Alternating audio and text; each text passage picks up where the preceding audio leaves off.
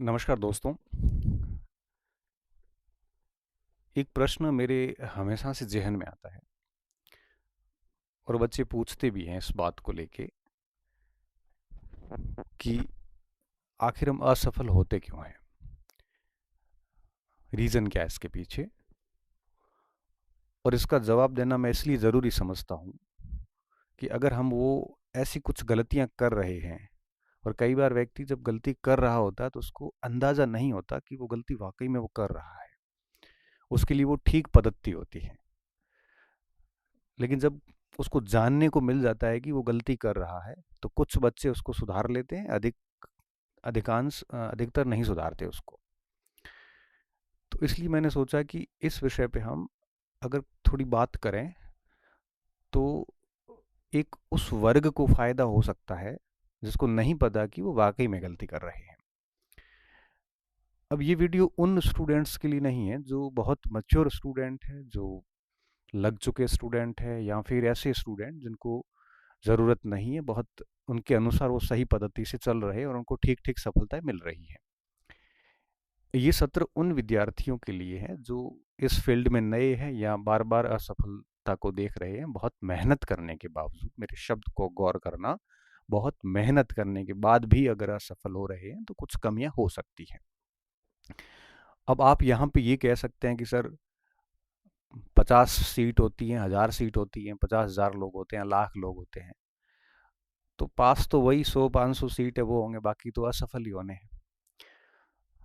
ठीक बात है आपकी, बट इस चीज़ को मैं बिल्कुल अस्वीकार करता हूँ। मैं कारणों पे आऊँ उससे पहले मैं इस बात को अस्वीकार कर रहा हूँ विद तथ्य कि देखो, हम ये नहीं कह सकते कि 500 पद है तो बाकी सारे असफल ही होंगे। होता क्या है कि योजना बनाने वालों की जो तादाद होती है, उनकी संख्या हमेशा अधिक होती है। हालांकि ऊपर शब्द अलग लिखे हुए, मैं मेरा अलग बता रहा हूँ। उसके बाद में कुछ ऐसे लोग होते हैं, योजना बनाने के बाद में फिर उसको योजना लागू करने से पहले टालने वालों का एक बहुत बड़ा वर्ग होता है कि आज नहीं कल करेंगे, परसों से करेंगे, इसको एग्जीक्यूट कल नहीं करेंगे, आगे करेंगे। ऐसे करते करते कल तो कभी आता नहीं है। कुछ उनमें से कुछ ऐसे होते हैं जो जो योजना बनाई है उसको लागू करने का काम शुरू कर देते हैं, और कुछ ऐसे होते हैं जो बीच में ही छोड़ देते हैं। लास्ट में एक आध बचता है जो अंत तक लगा रहता है।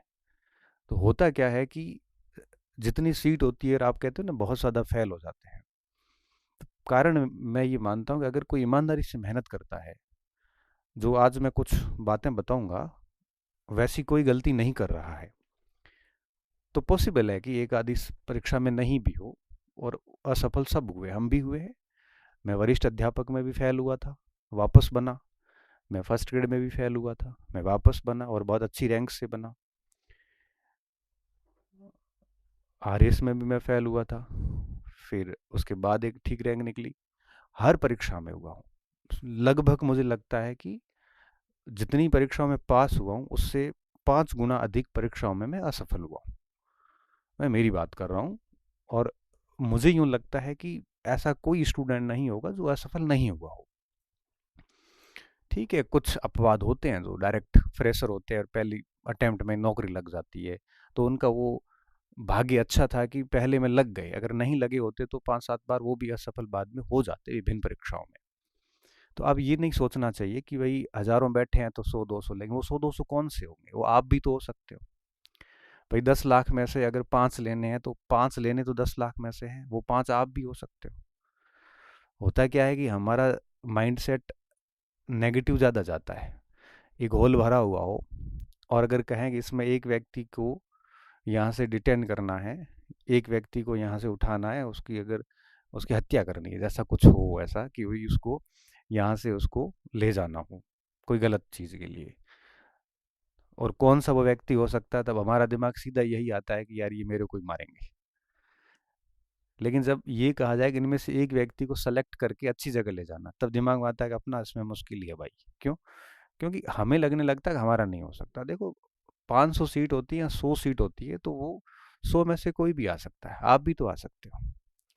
इसलिए हमें पहली चीज़ तो इस माइंडसेट को हमेशा के लिए रखना चाहिए कि भाई 500 सीट या 100 सीट है तो कैसे होगा। देखो, ढंग से तैयारी करेंगे तो निश्चित तौर पे हो सकता है।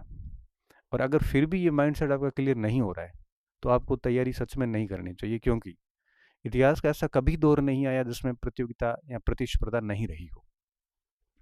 कंपटीशन हर जगह रहा था। राजतंत्रों में भी कंपटीशन था राजा बनने का, ब्रिटिश काल में भी कंपटीशन रहा, आज़ादी के बाद कंपटीशन चल ही रहा है। कहाँ पे नहीं होगा? आगे भी जो जो क्षेत्र में जाओगे, बिजनेस में जाओगे ना, तब भी गजब कंपटीशन है। आप कोचिंग खोल के एक सोच रहे हो पढ़ाएंगे तो वहाँ ज़बरदस्त कंपटीशन है। वहाँ आपको गिराने वाले लोगों की संख्या बहुत अधिक है। लोग ऐसे गजब पीछे पड़ जाते हैं, हमसे पूछना आप, कि जीना हराम कर देते हैं आपका। तो कंपटीशन कहाँ नहीं है? आप कहाँ जाओगे आखिर? और कोई भी परीक्षाएं देंगे, ये संख्या बढ़ती जाएगी, तो आपको माइंड सेट ही क्लियर करना पड़ेगा कि भाई मेहनत करेंगे ढंग से। ढंग से मतलब ये है कि क्या कमियां रहती है वो अपन आगे बात करेंगे। तो निश्चित तौर पे हम एक आध वैकेंसी में असफल हो सकते हैं, दूसरी तीसरी में आराम से हो जाते हैं।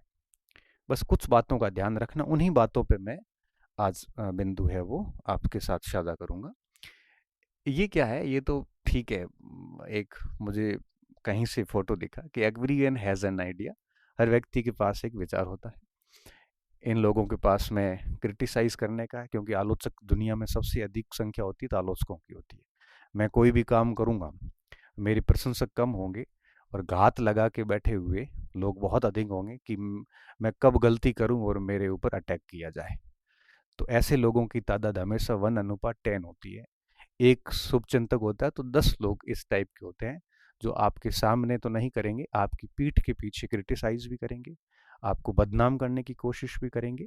वो आपके परिवार के लोग भी हो सकते हैं, वो आपके साथ नौकरी करने वाले लोग भी हो सकते हैं, वो आपके प्रतिद्वंद्वी भी हो सकते हैं, वो आपके बहुत सारे यूँ है कि आपके विरोधी खूब होते हैं। तो ये काम होता है, और यही वो लोग होते हैं कि आपकी गलती का इंतज़ार कर रहे होते हैं। किसी के पास आइडिया होता है टालने का, कामों को प्रोक्रेस्टिनेट जैसे हम कहते हैं, कि मोस्टली यही होता है कि टालते रहते हैं, दूसरे पर टालते रहते हैं, वो कभी होता नहीं है। कुछ होते हैं जो आइडिया जनरेट करने वाले होते हैं, कुछ होते हैं जो प्लान ही करते हैं, और कुछ होते हैं जो एक्शन लेते हैं। एक्शन लेने वालों की संख्या इस दुनिया में बहुत कम है। तो मस्त रहिए और कुछ बातों का ध्यान रखिए। हो सकता है मैं गलत भी हूँ, परंतु मैं बात साझा करूंगा कि कहाँ गलती हमारे से हो रही है। पहली चीज, आज का विद्यार्थी क्या क्या गलतियां कर रहा है जो मैं समझ पा रहा हूँ। आप अपने दिल पे मत लेना, आप अच्छे से सुनना। अगर लगे आपको कि आप इसमें से कोई गलती नहीं कर पा रहे, तो मैं आपको बहुत विश्वास के साथ कह सकता हूँ कि आप आने वाले कुछ ही समय में बहुत अच्छी जगह पे होंगे। देखो, ये बात केवल सरकारी नौकरी की नहीं है, ये बात जीवन के हर हर जगह की, हर स्तर की है। क्योंकि मैं बात स्टूडेंट से कर रहा हूँ, तो मैं यहाँ पे जॉब की बात करूँगा, मैं उन परीक्षाओं की बात करूँगा जिनकी आप तैयारी कर रहे हैं। बाकी लागू जीवन के हर क्षेत्र में होती है। देखिए, सबसे बड़ी गलती हमारे से कहाँ हो रही है? पहली चीज, हम जब भी कभी पढ़ते हैं तो हम आधा अधूरा पढ़ते हैं, हम पूरा पढ़ने की आदत नहीं है। और आधा अधूरा, आधा पढ़ने का नुकसान क्या है? नुकसान ये होता है कि न तो हम कॉन्फिडेंस हमारे में आता है कि भाई हमने पूरा अच्छे से कर रखा है, और न वापस वो पढ़ा जाता है क्योंकि मन में आता है कि पढ़ा हुआ है। आधा अधूरा पढ़ने का तात्पर्य क्या है? तात्पर्य ये है कि जैसे कोई पुस्तक ली, तो उसको पूरा नहीं किया, बीच में छोड़ दिया। जैसे कोई अध्याय लिया तो पूरा पढ़े बिना उसको छोड़ दिया बीच में। कोई विषय लिया तो पूरा पढ़े बिना उसको छोड़ दिया। किसी परीक्षा का सिलेबस लिया, पूरा पढ़े बिना उसको छोड़ दिया। बीच में नहीं छोड़ना चाहिए। मुझे लगता है कि आधा अधूरा की बजाय हमेशा पूर्णता की नीति रखिए। आपने कोई पुस्तक उठाई है तो लास्ट पेज तक जाइए आप। आपने कोई सिलेबस उठाया, लास्ट पेज तक जाइए आप। तो सबसे बड़ी बात यह कि हम है वो पढ़ना जब भी होता है हम आधा अधूरा पढ़ के छोड़ देते हैं, तो फिर ना तो वो याद होता है और न वो अपढ़ा हुआ रहता है कि भाई इसको मैं बाद में पढ़ूंगा, वो भी नहीं रहता, वो बीच की घास हो जाती है पूरी। आज की विद्यार्थी की सबसे बड़ी समस्या ये है। दूसरी बात, वो सुनते भी आधा अधूरा ही है। सुनते भी कैसा है? आधा सुनते। जब मैं कोई बात कर रहा हूं तो बीच में ही उसको आधा सुनने के बाद ही अपना कंसेप्ट बना लेते हैं। इसलिए कहते हैं कि बात को भी पूरा सुने आप। जब तक पूरा नहीं सुनोगे, पूरा नहीं पढ़ोगे, तब तक निश्चित तौर पे आप कभी अपना कंसेप्ट क्लियर नहीं कर सकते। तो अगर आप किसी शिक्षक से पढ़ रहे हैं या आप किसी मार्गदर्शक की बात को सुन रहे हैं या घर वालों की बात को सुन रहे हैं या शिक्षक की बात को सुन रहे हैं, तो सुने भी उसको पूरा और पढ़े भी पूरा। ये आम गलती है जो हम लोग करते हैं। इसलिए पहली चीज़ ये ध्यान रखिए कि जब भी कोई टॉपिक पढ़ो, किताब पढ़ो, सिलेबस पढ़ो, उसको बराबर तरीके से ये समझ के पढ़ो कि उसको पूरा करना है। अगर आप पूरा नहीं पढ़ते हैं तो उसके बहुत ज़्यादा लॉस आ जाते हैं। तीसरी कमी कहाँ आती है? हम पाठ्यक्रम का एक बहुत बड़ा हिस्सा छोड़ देते हैं। पाठ्यक्रम का हिस्सा छोड़ने का नुकसान क्या है? देखिए, जैसे फर्स्ट ग्रेड की कोई तैयारी कर रहा है, तो वो फिर गणित है, इंग्लिश है, विज्ञान है, कोई ये छोड़ देता है, कोई मैनेजमेंट छोड़ देता है। ऐसे करते करते 75 क्वेश्चंस में से 10 15 20 का हम छोड़ देते हैं। कोई ये कह के छोड़ता है कि मुझे आता नहीं। ठीक है, नहीं आता तो करना पड़ेगा, क्योंकि लेने तो कम ही है, आपको ही पता है। तो फिर उसमें से वो वही लेंगे जिनको ठीक ठाक आता है। कुछ ये कह के छोड़ देते कि ये तो मुझे आता है, मैं बाद में देख लूंगा। कोई यह कह के छोड़ता है कि इसको क्या देखना है, इसमें से सवाल नहीं आते। बहुत सारे बहाने बना के हम सिलेबस का एक सर्टेन हिस्सा छोड़ देते हैं और 75-80% सिलेबस तैयार करते हैं। अब इसका परिणाम ये निकलता है कि 75-80 तैयार करते हैं तो उसमें से याद कितना रहता है? याद रहता है 60%, क्योंकि जितना पढ़ते हैं उतना सारा याद तो होना नहीं है। अब याद इतना कि अब उसको एग्जीक्यूट करना है। एग्जीक्यूट करोगे तो वो 40% पे आ जाएगा। अब बाउंड्री लाइन पे आ गई सीधे सीधे। तो इससे बेहतर ये होता है अगर 100% करते हैं तो 80 याद होता है, तो 60% स्कोर हो जाता है। हम लोग क्या करते हैं, पाठ्यक्रम का बड़ा हिस्सा छोड़ देते हैं, और ये सब करते हैं। ये एक दौर था 2020 तक चल जाता था, क्योंकि उस समय सब लोग छोड़ते थे। तो सब छोड़ते थे तो फर्क नहीं पड़ता। अब क्या है, अब ऐसे बच्चे आ गए हैं जो ब्राइट है एकदम। आईआईटीएंस भी एग्जाम्स में आने लग गए, डॉक्टर आने लग गए। अब वो गणित, इंग्लिश, विज्ञान, कला वर्ग कुछ भी नहीं छोड़ते। सिलेबस का अच्छा सा हिस्सा देख के जाते हैं, और जो चीजें वो देख के जाते हैं वो ढंग से देख के जाते हैं। तो इसलिए कहते हैं कि पाठ्यक्रम के हिस्से अगर अब आप छोड़ोगे किसी भी बहाने से, तो वो डेफिनेटली आपकी असफलता का कारण बनेगा। और मुझे ये लगता है कि पाठ्यक्रम का कोई भी हिस्सा परीक्षा से 1 महीने पहले तक रिवीजन किए हुए बिना रहना नहीं चाहिए। एक बार उसको ठीक से पूरा रिवीजन किसी ने कर लिया तो निश्चित तौर पे कॉन्फिडेंस भी बिल्ड होता है, और एग्जाम हॉल में अच्छी एक्यूरेसी आ जाती है, गलतियां बहुत कम हो जाती हैं। तो ये पढ़ा पाठ्यक्रम का हिस्सा जो है, ये छोड़ने की जो हमारी आदत बनी हुई है, ये हमें सुधारनी पड़ेगी आज नहीं तो कल, अन्यथा वही रिजल्ट रिपीट होने वाले हैं। और हम क्या गलती करते हैं, और हम ये गलती करते हैं कि जैसे किसी ने लाइब्रेरी ज्वाइन करी, ठीक बात है, या कोई रूम पे ही पढ़ रहा है, दोनों जो भी जहाँ कोई पढ़ रहा है। अब जनरली मैं लाइब्रेरी की बात क्यों कर रहा हूँ, यहाँ पे किसी ने जैसे 6-6 घंटे की 2 शिफ्ट ज्वाइन कर रही है, 12 घंटे की। अब 12 घंटे की शिफ्ट ज्वाइन कर ली, 12 घंटे बैठा भली है, क्वालिटी ऑफ जो टाइम है स्टडी का उसका, वो 3-4 घंटे का है।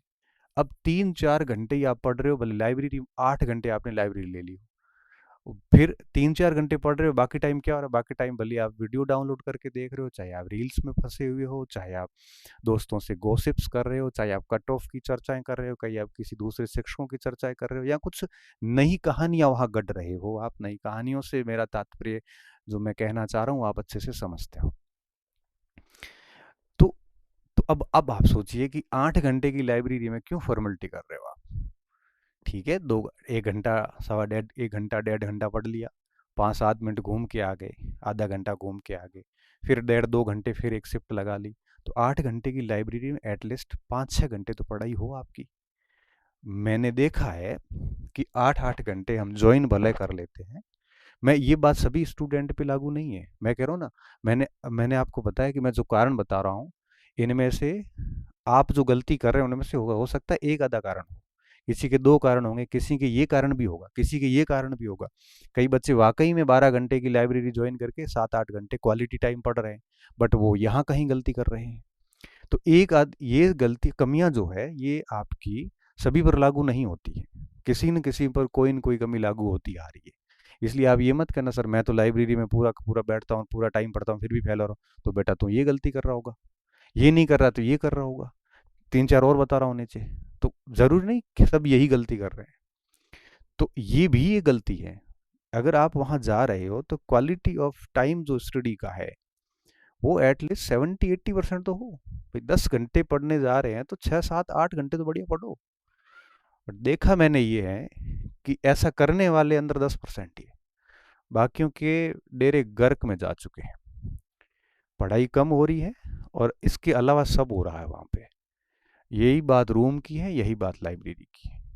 कहाँ से सफल होंगे?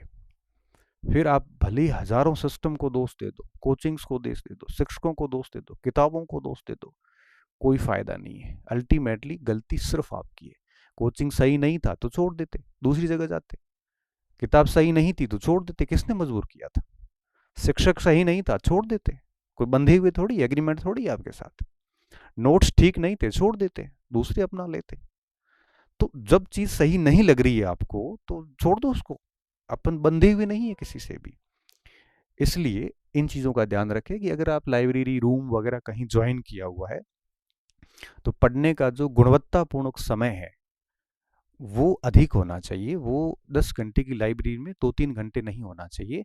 एटलीस्ट 70% टाइम अच्छा पढ़ाई का निकलना चाहिए।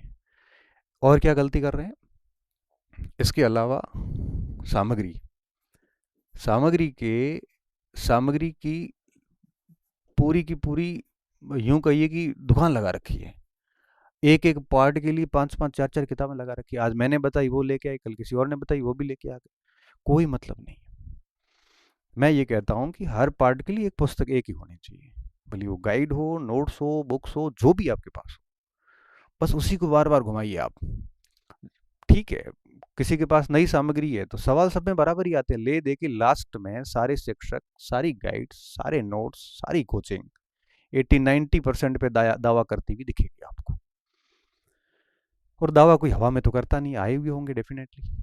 इसलिए मेरा ये आप सभी को सुझाव है कि आप लिमिटेड मटेरियल रखिए, उसी को बार बार पढ़िए। जितना ये फैलाओगे ना उतना उलझोगे आप। गाइडेंस देने वाले दे देते हैं कि 20 किताबें बता दी। किताबें बताना आसान है भाई साहब, उसको पढ़ना पड़ेगा। उसको पढ़ना ही नहीं, उसको याद भी करना पड़ेगा, उसको शॉर्ट भी करना पड़ेगा, ताकि आप एग्जाम से 15 दिन पहले अच्छे से रिवीजन कर सके। अब 15 किताबें लेके बैठे हो, 15 दिन में कैसे रिवीजन करोगे आप? तो लिमिटेड मटेरियल रखें आप और उसी को बार बार पढ़े। होना है तो हो जाएगा उसमें। तो सामग्री आपके पास में कि दुकान पूरी नहीं होनी चाहिए, बड़ी लिमिटेड सामग्री होनी चाहिए। और क्या गलती कर रहे हैं हम? और सबसे बड़ी जो गलती कर रहे हैं वो परीक्षा से 15 दिन पहले, परीक्षा से 15 दिवस या 20 दिवस पहले, ये ऐसा टाइम होता है जो प्रॉपर रिवीजन का टाइम होता है, जब आपको जो कुछ अपनी तैयारी में आपने पढ़ा था उसको पूरा वापस पढ़ने का टाइम होता है। और इस समय हम क्या कर रहे होते हैं? इस समय कोई बच्चा नए टॉपिक लेके आ रहा है, कईयों ने पूरी तैयारी में कहा था लास्ट में देखूंगा, लास्ट में देखूंगा। अब लास्ट में इतना छोड़ दिया है कि लास्ट में 15 दिन में वो टॉपिक देखें, रिवीजन करें, उलझ जाता है। कुछ बच्चे वो लास्ट में छोड़े वाले वो टॉपिक देखने लगते हैं। कुछ स्टूडेंट चले जाते हैं यूट्यूब के ऊपर, चढ़ जाते हैं मैराथन देखने के लिए। वो क्या होता है कि यूट्यूब के ऊपर जब भी कोई परीक्षा आने वाली होती है तो 1-2 महीने पहले उसका माहौल बनाया जाता है। फिर माहौल ऐसा सेट होता है मार्केट के, यूट्यूब की दुनिया पे, कि बच्चे सोचने लगते हैं कि यार मैंने ये अगर यूट्यूब नहीं देखा तो मैं पीछे रह जाऊंगा। और सारे उस पे आ जाते प्रश्नोत्तरियों पे, और सब कुछ कंटेंट छोड़ छोड़ा के। अब वो 10-10 घंटे, 15-15 घंटे उस पे बैठे। ऐसे भी होते हैं। जिस समय आपको अपनी सामग्री को वापस रिवीजन करने का वक्त आया, उस समय आप प्रश्नोत्तरियां देखने लग गए।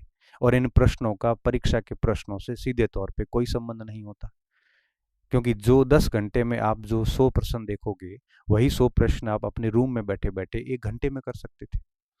क्योंकि एग्जाम टाइम में एक दिन जो होता है ना, वो एक दिन में व्यक्ति इतना पढ़ता सच में कि सामान्य दिनों में व्यक्ति 10 दिनों में नहीं पढ़ता। इतना फास्ट काम करता है उसका मस्तिष्क। तब आप सोचिए कि लास्ट 15 दिन सब कुछ बंद करके गायब होने का समय होता है, उस समय आप ये काम कर रहे होते हैं। ये फेल होने के लक्षण ही और क्या है? जब किताबों में सिर नीचे झुके होने चाहिए, वहाँ स्क्रीन पे पढ़े हैं और देखी हुई चीज़ें याद नहीं होती है। वो ही चीज़ें वापस पढ़िए जो सारी तैयारी के दौरान आपने पढ़ी थी। आप एग्ज़ाम के एटलीस्ट 1 महीना पहले ये सोशल मीडिया की प्रश्नोत्तरी या यूट्यूब की वीडियोज़ वगैरह सब बंद कर देने चाहिए और सिर्फ 1 महीना लास्ट के अंदर पूरा कुछ आपको रिवीजन करना चाहिए। कई सारे बच्चे यहाँ गलती करते हैं, मैंने देखा है। यूट्यूब के उस माहौल से बचना चाहिए। मुझे पता है मेरी चीज़ों का असर अधिकांश वर्ग पे नहीं होगा, लेकिन मैं फिर भी कहूँगा क्योंकि मुझे ऐसा कहते हुए खुशी होती है कि मैंने आपको चेता दिया था, फिर नहीं माने तो ये आपकी समस्या है। मुझे ये नहीं लगेगा कि मुझे आते हुए भी मैं नहीं बता पाया। मुझे पता है मेरे इन बोलने से मुझे कितने खतरे हैं। ये जो कुछ भी ये लोग करते हैं वो सारे विरोधी हो जाते हैं। उनको लगता है कि मेरे को टारगेट कर रहा है, वो कह रहा है मेरे को टारगेट कर रहा है, जबकि मैं किसी को टारगेट नहीं कर रहा हूँ। मैं ये कह रहा हूँ मैं सिर्फ स्टूडेंट को टारगेट करके बात कर रहा हूँ कि एटलीस्ट इन चीज़ों से बचें। करने वाले कर रहे हैं, मेहनत करते हैं, बहुत मेहनत करते हैं, मैं उनकी मेहनत को हैट्स ऑफ कहता हूँ। बट आपको समझदार बनना पड़ेगा। कोई आपको ज़बरदस्ती अपने मैराथन में ऑनलाइन लाइव नहीं करता है, आप खुद जाते ही क्यों भाई। ये रिवीजन का टाइम है, इस समय आप अगर यूट्यूब वीडियो पे चढ़ोगे तो निश्चित तौर पे वही परिणाम मिलेंगे जो आपको मिल रहे हैं। और कहाँ गलती होती है, और कहाँ गलती होती है, टेस्ट सीरीज में। ये टेस्ट सीरीज का कल्चर नहीं था पहले, ये अब आया है। हमारे टाइम में ऐसी कोई टेस्ट सीरीज नहीं होती थी। ठीक है, देनी चाहिए, मैं मना नहीं करूँगा, क्योंकि मैं कहूँगा कि नहीं देनी है तब आप रुकोगे नहीं, मैं कहूँगा कि देनी है तो भी आप दोगे नहीं। बट जो भी टेस्ट सीरीज देते हो, मुझे लगता है इसमें बहुत ईमानदारी रखी। लड़के इसमें भी नकल करते हैं, लड़के लड़कियां सारे। अब इसमें क्या नकल करनी है। इसमें नकल हम इसलिए कर रहे होते हैं ताकि आसपास के लोगों में अपनी रेपुटेशन बनी रहे कि मेरी अच्छी रैंक आ रही। भाई ये रेपुटेशन कोई काम की नहीं है, ये ध्वस्त हो जाएगी एग्जाम हॉल के अंदर और फिर लोग हंसेंगे आपके ऊपर। इसमें आपका एक, जो कहते हैं ना कि एक वास्तविक मूल्यांकन, वो कभी नहीं हो पाएगा अगर आप टेस्ट सीरीज के टेस्ट में भी नकल करते हैं। तो बेहतर होगा कि टेस्ट सीरीज अगर देते हैं तो बड़ी ईमानदारी से दें। परीक्षा हॉल में ऐसे टेस्ट सीरीज में ऐसे बैठे जैसे परीक्षा हॉल में बैठे।